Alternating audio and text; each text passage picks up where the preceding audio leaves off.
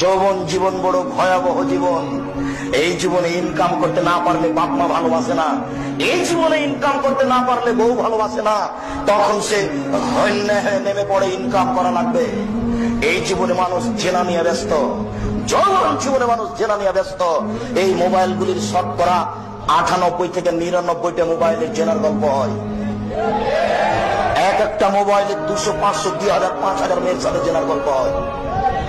একটু তুমি থামো, তোমার কাছে আমরা খুব ঘনি আসছি, তুমি ধৈর্য ধারণ করো। শোনো সম্মানিত উপস্থিতি, এই জন্য যৌবন জীবন বুঝাতে হবে, দিন আনমানিহি টাকা বুঝাতে হবে।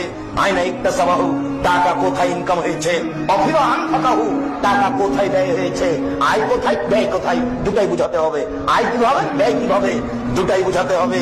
আজকে তো তুমি বুঝতে পারছো না, জেনা করার তালে ওই মেয়েটাকে 200, 500, 2000, 5000 দিয়ে দিচ্ছ।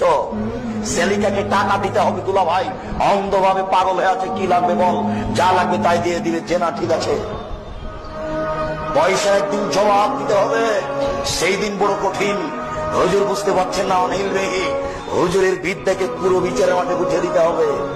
মানুষের বাড়িতে কোরআন মাজিদ মানুষের নামে পড়ে মরা মানুষের কবরে কোরআন বক্সে দিল, দিয়ে ওই বুদ্ধিহীন মানুষটা টাকাও দিল, আবার কিছু খাওয়ারও দিল, আর বুঝলো যে কোরআন বক্সে দিয়েছে।